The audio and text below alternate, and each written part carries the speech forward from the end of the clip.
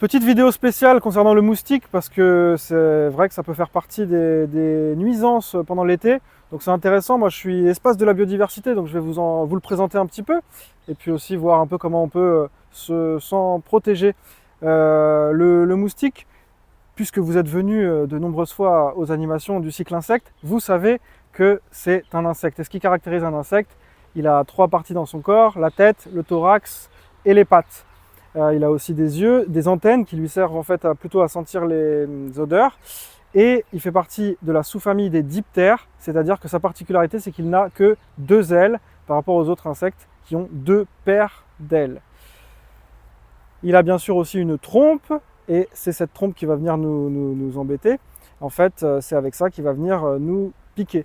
Je dis il, mais en fait je devrais dire elle, parce que ce n'est que la femelle qui pique. En fait, il faut comprendre une chose, la femelle va sortir, va éclore, va naître, elle va aller se reproduire dans les 3 premiers jours de sa vie, et puis une fois qu'elle va être pleine, c'est là à ce moment-là qu'elle va venir piquer. Piquer pour prendre du sang qui va permettre de nourrir ses larves. J'ouvre une petite parenthèse, le mâle, lui, ne pique pas, et il a un petit intérêt dans la biodiversité puisqu'il va aller se nourrir de nectar, et donc participer au processus de pollinisation. Alors maintenant, concrètement, qu'est-ce qu'on peut faire pour s'en prémunir? Tout simplement, ça va avoir un rapport avec l'eau. Comme je vous disais, elles vont venir pondre leurs larves dans l'eau, et ces larves-là vont éclore assez rapidement. Donc en fait, elles n'ont pas besoin de beaucoup d'eau, et elles peuvent pondre jusqu'à 250 œufs à chaque ponte. Donc en fait, tout point d'eau est un potentiel endroit où on va avoir des invasions.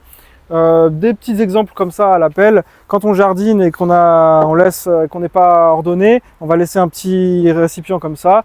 Il suffit qu'il y ait une petite pluie, il y ait à peine un tout petit peu d'eau et ça suffit. Les gouttières, tout ce qui est les gouttières, ça se nettoie parce que sinon il va y avoir des amas et l'eau elle va stagner et ça va être un potentiel nid. Ça peut être la brouette si vous avez un jardin, ça peut être le cendrier, tous les endroits où il peut y avoir un petit peu d'eau stagnante.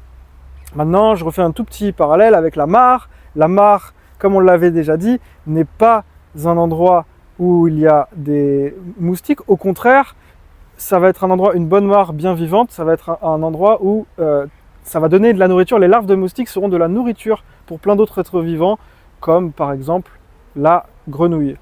Qu'est-ce que je peux vous dire d'autre aussi sur les moustiques? Les plantes, si vous avez sur votre balcon ou dans votre jardin de la citronnelle de Madagascar par exemple, ça pousse assez facilement.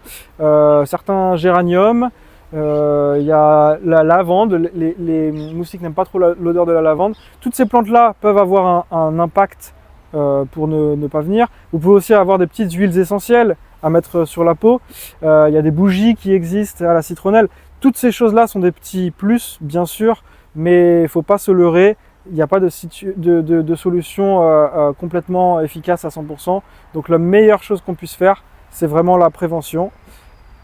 À savoir aussi une dernière petite chose, à l'échelle de la ville, le service parc et jardin s'occupe très régulièrement de venir à travers des interventions ciblées, réguler les populations.